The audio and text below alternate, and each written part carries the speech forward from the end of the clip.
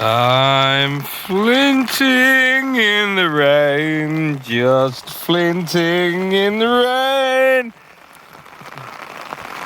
I wonder if I am slightly out my brain. As you can see, surely looking at me, I'm out under a brolly in the rain. Yeah, right.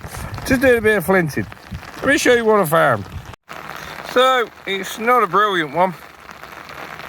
As you can see, there's the bulb of percussion.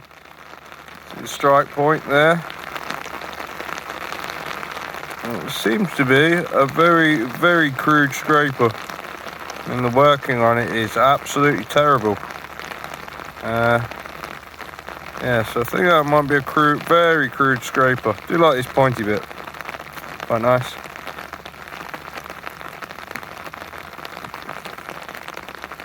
It's a beauty. It's not a beauty, but still gotta love something that's thousands of years old, used by a man once. Oh well.